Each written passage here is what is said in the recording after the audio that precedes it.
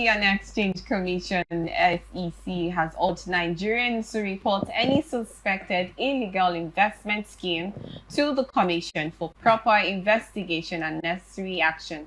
SEC urges Nigerians to report illegal investment schemes, warning against Ponzi schemes and unregistered digital assets platforms.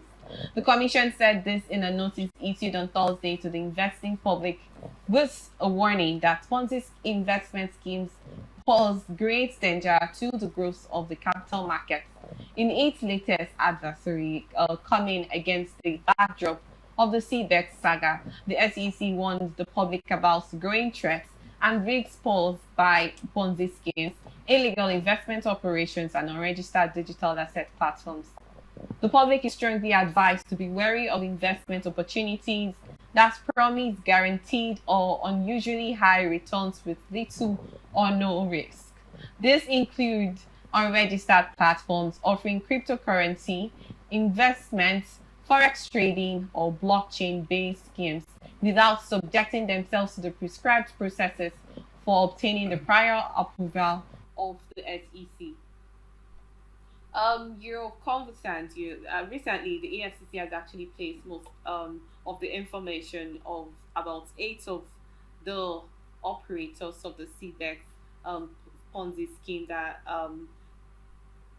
it's okay to say defrauded Nigerians of their investments of a whole lot of money. I just want to get your thoughts on this move that's been taken by the SEC, urging Nigerians to take decisive steps, because I really don't know how that can work, because personally, I only actually knew how much the CBEX had actually gotten into the air at the time when it crashed.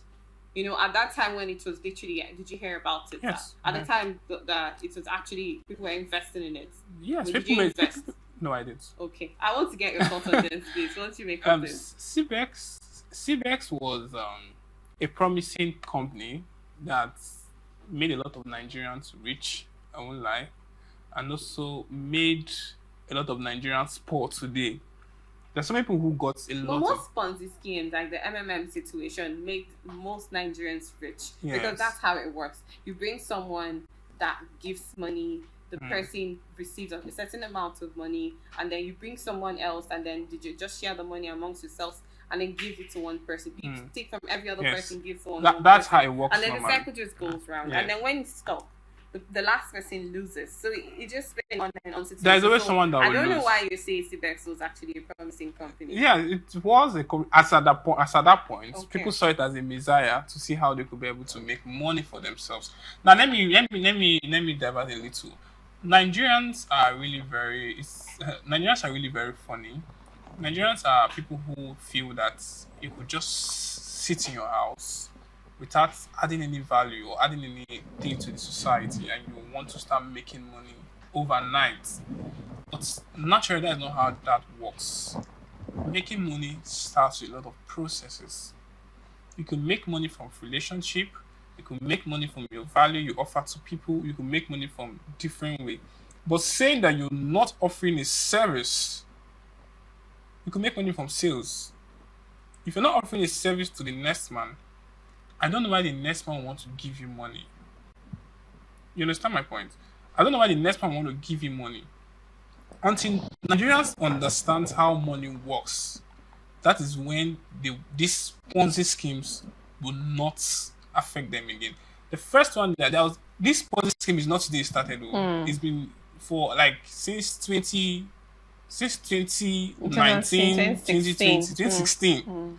The likes of MMA, Ultimate Circle, there are over 20 something of them. And these people have not just one investor, but they have thousands of investors. How did these people have thousands of investors? Because Nigerians are just people who believe that they could just sit in their house and make money. They feel, as it rain, what could go do? As it rain, what could go do? And you end up being a victim of your own problem. Do you think there's a possibility that after those whole saga with CBEX, if another Ponzi scheme they will comes still up, invest. so there's no possibility that they will report such situations They to will the still SEC? invest. There's one that is even trading now. I can't really mention the name because that's adverting. One is currently trending now as we And speak. people are investing People are into it. investing. Just go on TikTok and just press about all these CBEX, all these things that you invest, you double your money. It's on social media. It's everywhere. That is, I would have loved to mention it, but I will not mention the name. But there's one that's currently trending now. Maybe as this CBEX has done the same, some of them people might just be scared at the moment to do it. But there are so many companies there are so many citizens that are going to be defrauded with this same issue. As it has happened now, just give Nigeria just a year. MMN just happened recently. MMN happened in 2021, 2022. It's not more than 3 years now. This CBEX started. So just give Nigerians again another 2 years again. You might even be surprised. People who own CBS, people who own MMM. You might be surprised. And the person that is going to be owning all these companies to be defrauding Nigerians. So what do you think actually causes most of this crashing situation that occurs with the MMM and almost of those Ponzi schemes? People want to make quick money. Well, what causes the crashes? When we hear what that causes they've crashes? crashed, yes. When we hear that MMM has crashed, CBEX has crashed and all of that. One reason they're caused is because they've gotten their targets. Everybody, before you do something as a person, there's what we call targets. You have a target, you have something you're targeting, and once you get what you're targeting, you can shut it down. Most of all these companies. So that means most of them are not legally registered. Because there was a particular story I saw that the CBEX came up with a forged EFCC registration form that they said that was actually an allowance for them to function. But the EFCC came to debunk it, that they did not give them any registration, go-ahead certificate or whatnot to operate. So how do we believe such news? Which of them? Them not giving them. They did, but it's just that maybe they bought it.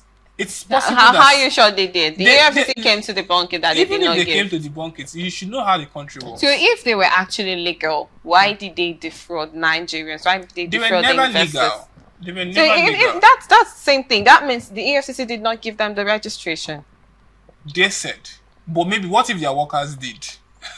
You can never tell. That's the question. What if their workers, people who works in the company, EFCC company, in their EFCC this commission, gave those But people the not license? from the main head, not from the management of the EFCC, like from the main person that issues such verification for Ponzi schemes like that to Let's operate. assume they didn't. But See, it's that. Do you know why I'm asking this? Literally, if they had gotten a legal license to operate, it will not crash like that. Even as much as it might be a situation, did you see so much of Nigerians coming to, Now, okay. Assuming the fact that CBEX has been fronting this EFCC certificate of license for a very long time, and they never crashed. Do you think EFCC will have come to debunk that? I'm asking. And they never crashed like that. You meant Let's assume defrauding. they never crashed.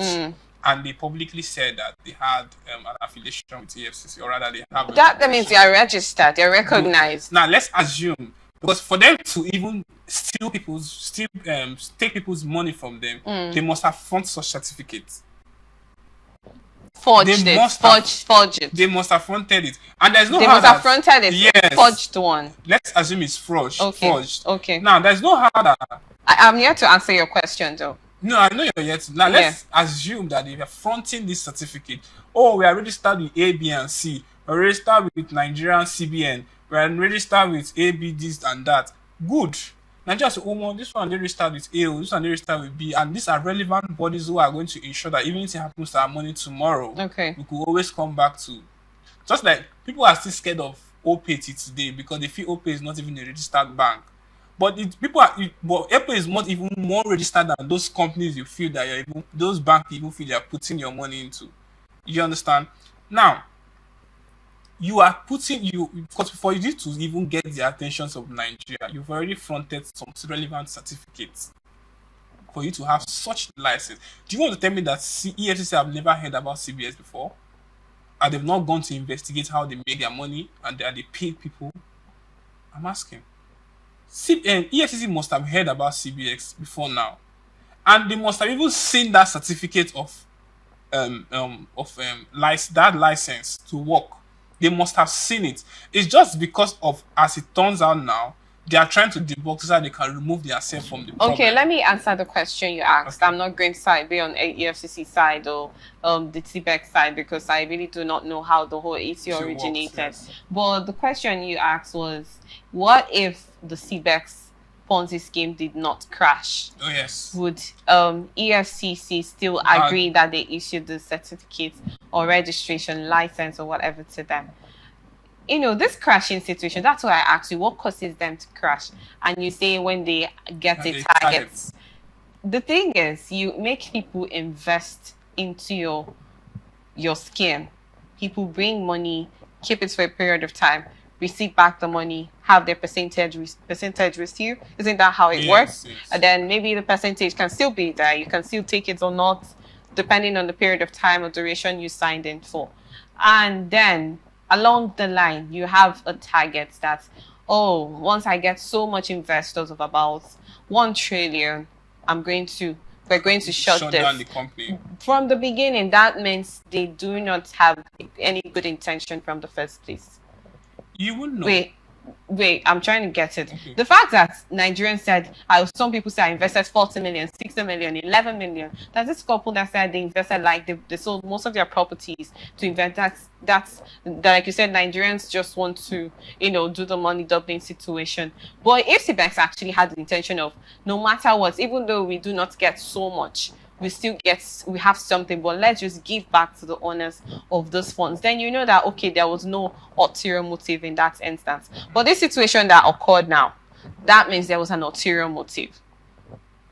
Yes, there was an ulterior motive. How much did they actually gain eventually? About trillions of naira. Yes. After everything. So that means there was ulterior because lots of people lost out from it. Obviously. Majority lost more than the people that benefited. So there was an ulterior motive in that instance. So I don't really know what's transpired between the EFCC and CBEX, whether they issued them a certificate, but the EFCC said that the certificate is forged. We did not issue the certificate to those people. And for the fact that they are illegal, if they were actually issued a genuine certificate, they would not want to have that ulterior motive in the first place. That's my answer to your question. So you don't feel that they could pay money to get such certificates? I really do not know. Okay. Yes. I feel so that they might pay hugely for them to get such certificates, for them to get the trust of Nigerians, so that they can be able to defraud them. That's possible. Well, okay, let's go back to the main warning from the SEC advising Nigerians against reporting any Ponzi scheme that comes up that they do not trust. And then I asked you that question: do you think when another one like the one you stated has come up again, if Nigerians will want to report? They will never report because they still feel that one will work. They will never report. So there's no possibility that if like this one comes up now, I'm not sure. Do you think they will let's call EFCC or the SEC to investigate them. Do you think they will come the way CBS came, or do you think they will come the way MMM came? They will come in a different angle, like something different, something you will never believe that this such thing like this will crash. CBS came in and was promising Nigeria that we are going to go into forex trading, where you will be seeing your own. You've seen the returns as it's coming in, like you're seeing the returns as it's coming in. True. There's even another company, I don't want to mention the name because it might be adverting. Another company that's currently going on, according to them, they say they are doing what we call copy trading, where you copy what their masters are trading and just put it on your own, and it's giving you money from the website and all those dramas. It hasn't crashed to an extent, but it's a different angle, a different way. People are paying money for such. You understand my point? People are paying money for such. Now, the other one now crash. All your money is gone. You cannot even give it, because those people, they cannot just take up money and say they want to be giving you such information when they can sit in the house and make the money for themselves. Just like now, I know how to trade forex very well, and I'll start saying, okay, come and be taking forex information from me. Give this, give that, give this. To an extent, it might look too good, but to an extent, there might be a motive towards that. So it's not about them coming like this or coming like this. Since A has come and destroyed, B has come and destroyed, they will be changing strategies. MMM came in like, give Mr. A money, give Mr. B money, give Mr. C money, give Mr. D money. Then this the circle, it rotates like that. The more you bring, the more money you make. It rotates like that. That was how MMM came The more in. people you bring to, the more money you make. That MMM came. MMM, that one ended. MMM still came in up again. I said, okay, let's see how we could do it. Bring your money, invest in our company. We are going to forex trading. Bring your money to us. We are going to invest the money to in our forex company and see with professional traders. They will trade the this thing for you and see how they could give you interests of your trade every month or every week. People also invested millions into that company. Now a new one has come out again.